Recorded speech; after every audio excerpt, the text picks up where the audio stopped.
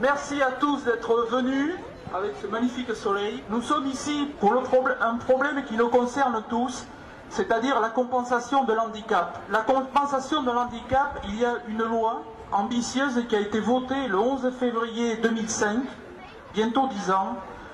Et cette loi traduit la volonté de sensibiliser la société civile ainsi que les employeurs à cette problématique. Les principaux axes de la loi concernent l'accueil des personnes handicapées.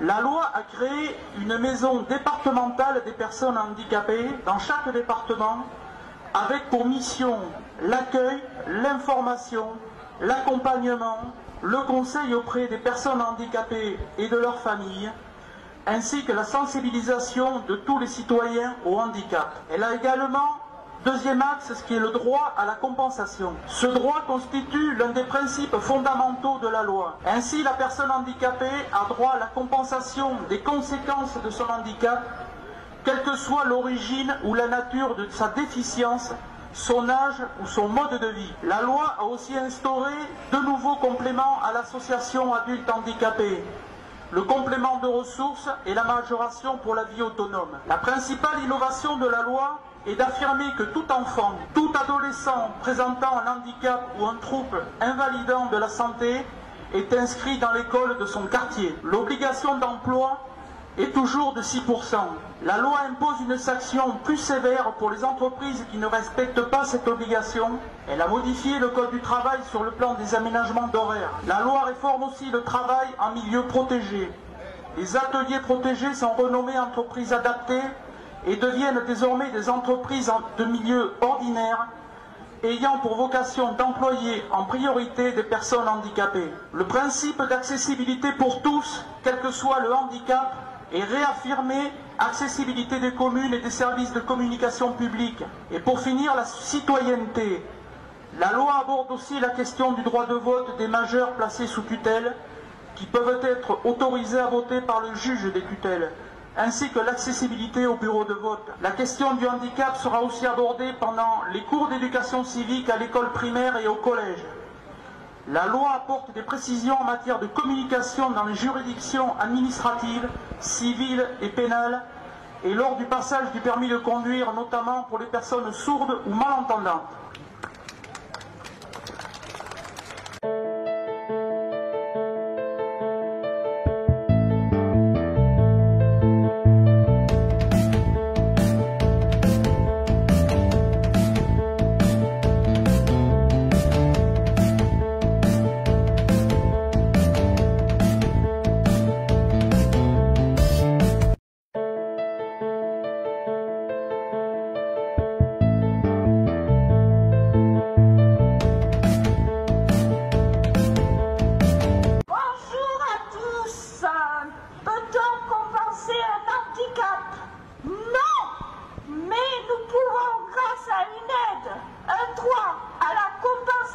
Depuis la loi 2005, être aidé dans les actes de la vie de tous les jours et ainsi nous rendre la dignité d'être humain. Lorsqu'on ne peut se laver seul, se nourrir seul, amener cette fameuse cuillère à la bouche, aller aux toilettes seul, nous les handis, vous les handis là, nous avons besoin de vous les valides, les aidants.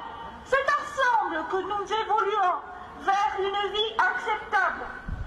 Nous devons donc porter d'une seule voix notre revendication pour le maintien de l'amélioration d'une vraie compensation à tout âge de la vie. Aujourd'hui, nous constatons que les dossiers, surtout les nouveaux, sont mis en attente pendant un délai de plus en plus long, souvent voire 6 mois, qu'un agent de la NDPH, à la fin de ce terme, envoie un courrier quand ce n'est pas suite à un appel en disant que le dossier n'est pas à jour et nous devons reporter pour 6 mois, ce qui fait 1 an à la fin, soit 365 jours, 1760 heures, 5 millions de minutes, car ce ne sont pas des vrais mensonges, comme l'ont entendu certains d'entre nous. Vous avez été convoqués qui ne vous a pas octroyé ce droit, alors que nous n'avons jamais reçu une convocation, ni été vus. Vous êtes sûr d'avoir besoin d'une compensation? Ou c'est plutôt d'une femme de ménage qu'il vous faudrait? Ce n'est pas de notre ressort. Tout cela est inacceptable. L'inégalité au droit et à l'égalité de traitement n'est donc pas garantie. L'évaluation est aujourd'hui d'accorder au minima, c'est donc un recul du droit à la compensation du handicap. C'est abominable. Même l'accessibilité aux soins devient un parcours du combattant. Un exemple, un ami vient de se voir refuser le remboursement de sa prise de sang, faite à domicile, sous prétexte qu'elle habite près du laboratoire d'analyse. Il lui demande de descendre la rue jusqu'au labo. Malheureusement, la ville a condamné l'accès. Et devinez pourquoi? Pour les personnes à mobilité réduite, sous prétexte que les jeunes profitent de ce passage pour vandaliser et s'approcher trop près des bâtiments interdits. Faudrait-il aussi compenser la CPAM? C'est vrai, le projet de vie est un casse-tête et demandé. Expliquer ce que nous vivons est très dur. Pour chaque avis, la compensation du handicap est pour nous la première accessibilité au droit de vivre, comme tous citoyens, ensemble, défendant tous nos droits. Et merci!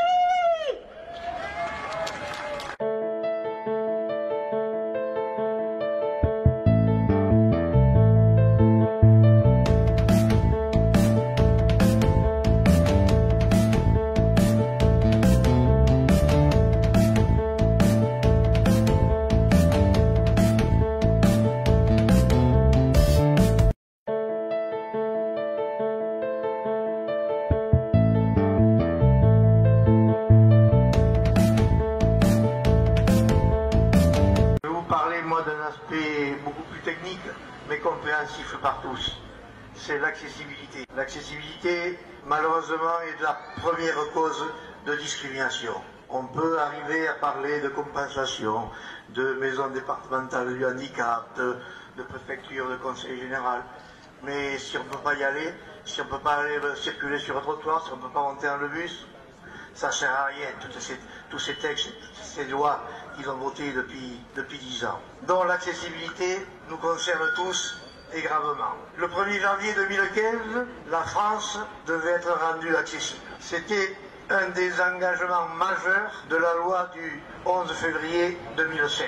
Tous les établissements publics du pays, publics ou privés, devaient être accessibles au monde du handicap et des personnes âgées. La société entière devait répondre à cet engagement considérable pour nous, qui allait rendre la dignité à tant de concitoyens qui vivaient depuis trop longtemps dans l'ombre, par manque de pouvoir participer et vivre dans la société inclusive que nous voulons. Enfin, l'accès à tout pour tous allait devenir une réalité. Cela faisait des années que nous luttions pour qu'enfin nos revendications deviennent réalité. Cette belle loi du 11 février 2005 allait nous le permettre. Oui, mais c'était sans compter sur le comportement des propriétaires et gérants d'établissements qui reçoivent du public. Leurs lobbies ont toujours lutté pour atténuer les avancées de cette loi. Et dans la dernière période, les derniers 6 mois, ils ont été beaucoup plus forts que nous auprès des gouvernements, où ils ont été entendus. Et nous avons été relégués dans l'arrière-plan, malheureusement. Oui, cette grande loi que nous avions portée avec ferveur et espoir, à l'époque, n'était malheureusement pas complète, mais nous avions péché par excès de confiance à l'époque, parce que nous ne savions pas qu'il fallait associer à cette loi des conditions de pénalité si elle n'était pas appliquée. Et ça ne figure pas dans la loi. Ce qui fait que cette loi tant porteuse d'espoir, eh bien, elle a été petit à petit déshabillée par les lobbies et quelques décrets successifs qui ont été publiés en 2008, 2011 et 2013. Voilà donc où se situe notre grande erreur de ne pas avoir mis des pénalités dans cette loi. Devant le retard pris pour la mise en accessibilité au fil des ans du pays, il a bien fallu se rendre compte de la réalité. Cette réalité, c'est quoi aujourd'hui? 35% seulement du patrimoine national est mis en conformité pour que nous puissions sortir de chez nous ou pénétrer dans les bâtiments. Alors le constat, il date de septembre 2013 avec le gouvernement. Devant cet état de fait, il fallait bien prendre des décisions. Et oui, là, nous avons commencé à avaler les premières couleuvres. Mais on ne pouvait pas faire autrement. On était en septembre 2013. Le 1er janvier 2015, c'était là, à portée de main. 15 mois. En 15 mois, ils n'allaient pas réaliser les travaux qu'ils n'avaient pas fait pendant 8 ans. Donc il a bien fallu qu'on accepte des choses. Et là, le gouvernement, il a créé une commission, la commission Campion, du nom de la sénatrice qui l'a présidée. Et cette sénatrice, elle a eu une idée de génie en inventant son concept d'ADAPT, agenda d'accessibilité programmée. Oh, c'est un joli mot, mais en fait, ça veut dire des reculs draconiens, des reculs drastiques sur la loi de 2005. Il a déshabillé complètement au niveau de l'accessibilité. Mais dans le texte, ce principe pouvait fonctionner à la limite, si on l'avait assorti de nos recommandations. Parce que l'ADAPT, agenda d'accessibilité programmée, est un outil de stratégie qui suspend, quand il est signé, il suspend l'application de la loi du 11 février 2005. Parce que dit la loi? Oui, il n'y avait pas de sanction à l'époque, mais au terme de la loi, c'est-à-dire le 1er janvier 2015, celui qui n'a pas mis ses locaux en accessibilité, on est autorisé à déposer plainte contre lui auprès du procureur. Et là, la procédure suit son cours pour qu'il soit condamné et obligé de faire les travaux. Mais le principe donc de l'ADAPT, c'est de suspendre l'application. On ne peut pas porter plainte parce qu'il va avoir déposé ce dossier d'ADAPT qui va lui donner un délai. À l'origine, c'était de 3 ans pour les établissements de 5e catégorie. Qu'est-ce qu'un établissement de 5e catégorie? C'est pour nous 90% du territoire national. Tout le commerce de proximité que nous connaissons, la boulangerie, la charcuterie, le magasin de fringues, tout ça, ce sont des magasins de 5e catégorie. Alors là, l'ADAPT leur donnait jusqu'à 3 ans. On avait malgré tout, là aussi, avalé la pilule. Or, depuis, ça a encore changé. Vous allez voir au fil de mes discours. Dans 5 minutes, c'est fini. Mais c'est pour vous expliquer ça. C'est que c'est plus 3 ans qu'ils vont avoir demain. C'est 3, 6, 9, et pourquoi pas 15 ans de plus? Il y en a marre, c'est impossible qu'on puisse accepter de telles choses. Donc, le pétitionnaire qui aura signé son ADAPT, il aura ce délai que nous allons étudier, nous siégeons, les associations. Moi, je représente les Landes, mais dans notre département, ça existe aussi. Je sais que d'autres, Bernard, il participe dans une commission préfectorale. On est agréé par la préfecture pour siéger, et notre voix compte autant que le directeur de cabinet. Et là, on est à égalité avec les fonctionnaires pour étudier tous les dossiers qui concernent les permis de construire et l'autorisation de travaux. Et demain, les ADAPT. Donc, il faut que tous ces ADAPT passent devant cette commission. Et cette commission devait donner un avis conforme.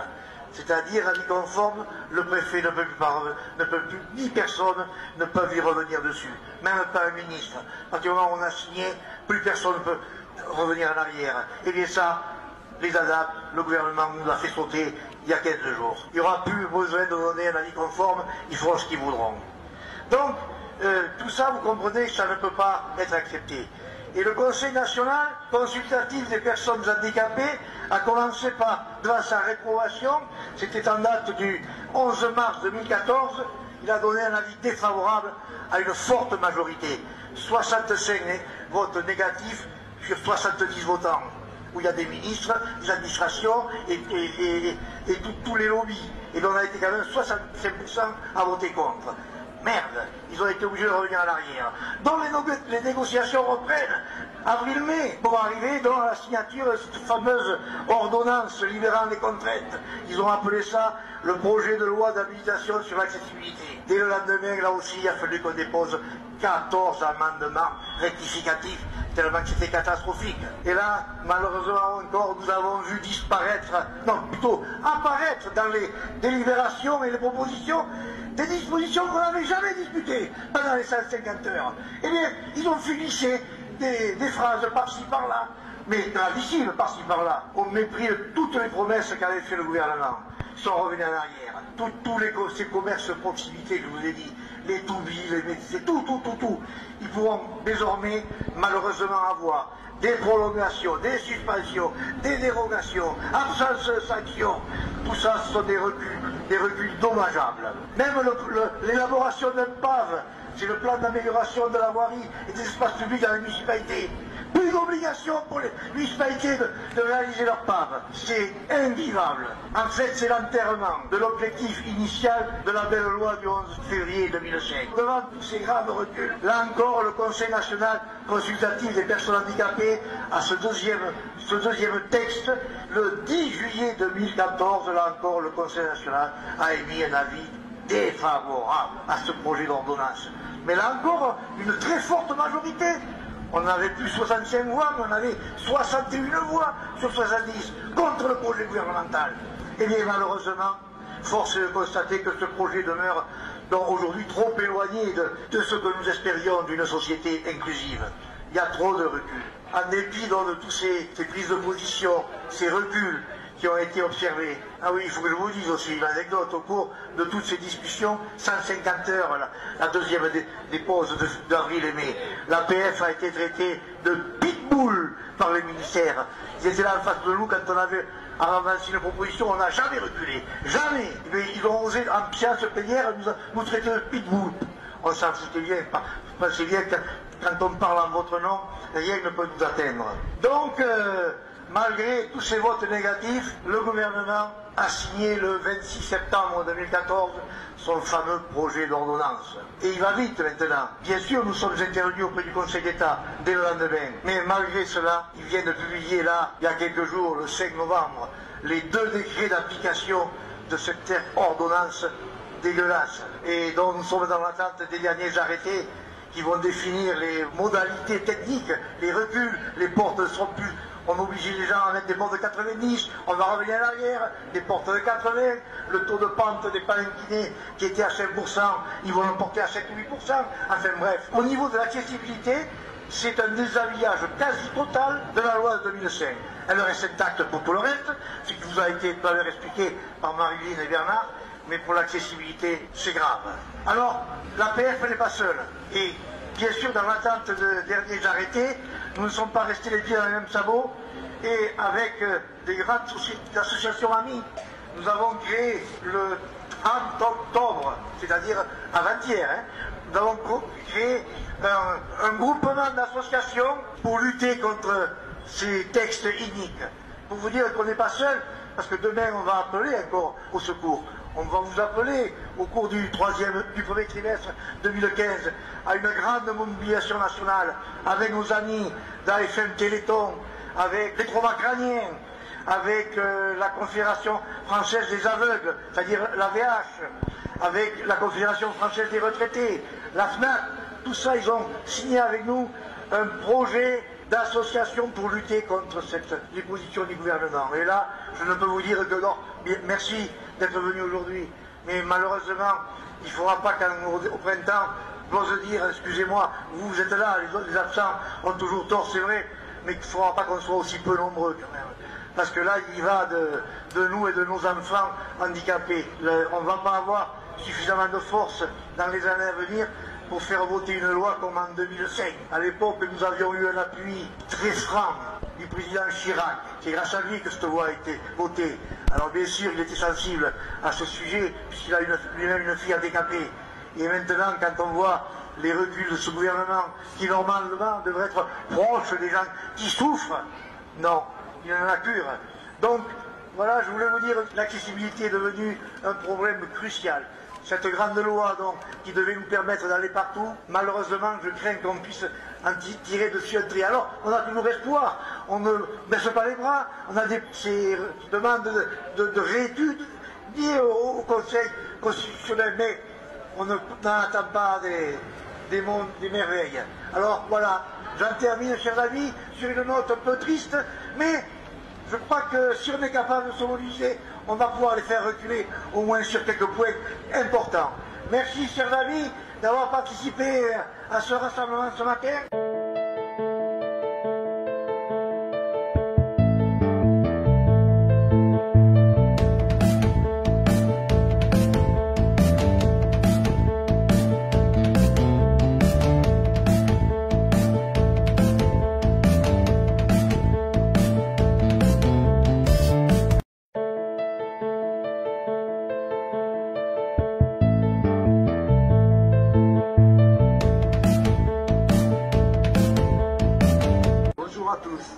Comme l'APF a très bien démontré, la discrimination la plus rencontrée après la xénophobie est sur l'accessibilité. École, emploi, pouvoir d'achat, logement, transport, famille, santé, consommation, droits civiques, vie sociale, loisirs, vacances. Autant de secteurs de la société touchant à la vie quotidienne et à l'exercice de la citoyenneté. Autant de secteurs dans lesquels les personnes en situation de handicap et leurs familles rencontrent blocages et obstacles, sont victimes de préjugés et de discrimination. Garantir un environnement, des droits et des services accessibles à tous est indispensable pour construire une société dans laquelle chacun a sa place, quelles que soient ses spécificités. La société doit donc être construite pour que chacun en situation de handicap ou pas ait accès à tout. Bâtiments, logements, transports, loisirs, vie culturelle, équipements, services de santé, produits de la consommation et services technologie, l'information et de la communication. C'est ce qu'on appelle l'accès à tout pour tous. Une société conçue et aménagée pour être accessible à tous, c'est une société qui considère l'accessibilité universelle comme une norme fondamentale de la qualité de vie de tous les citoyens et donc qui s'inscrit dans les politiques d'aménagement de développement durable. Précarité, pauvreté, non, ce n'est pas une fatalité, mais les choix et des orientations politiques ouvertement assumées par la classe dirigeante. La hausse incessante du chômage, la casse de l'emploi, de la santé, des services publics, du code du travail, de la solidarité, précarisent et appauvrissent toujours un peu plus les travailleurs, les chômeurs, les malades, les personnes handicapées, les femmes, les jeunes, les personnes âgées. La crise n'est pas pour tout le monde. Quand les patrons du CAC 40 ont vu leur salaire augmenter de 34%, sans compter les milliards qui sont offerts aux entreprises, quand on renfloue les banques à coups de milliards d'euros, le SMIC connaît un ridicule frémissement. Les retraites et autres minima sociaux stagnent le troisième sous-sol. Si nous n'ignorons pas les difficultés financières, le contexte contraint dans lequel évolue aujourd'hui notre secteur d'activité, les politiques de solidarité ne doivent pas être reléguées au second plan, mais redevenir une priorité majeure. En effet, sans investissement sur le présent, quel avenir préparons-nous à notre société future, et notamment pour les plus jeunes, les citoyens de demain, qui se voient dès aujourd'hui mis de côté du fait des difficultés qu'ils rencontrent. Ce qui manque aujourd'hui le plus, ce n'est pas tant la loi, mais une volonté politique. Pour exemple, le sujet de l'accessibilité, c'est un combat permanent, parce qu'en France, les décideurs publics considèrent toujours que l'accessibilité est un luxe. Ce n'est pas quelque chose de normal comme on le retrouve dans les autres pays anglo-saxons. C'est le plus qu'on fait si c'est possible et non pas quelque chose d'obligatoire et d'évident. Nous disons non à la restriction de la participation des personnes en situation de handicap, oui à l'exercice de la citoyenneté pour tous, valides ou non valides, ou alors notre démocratie n'est qu'un slogan. Merci.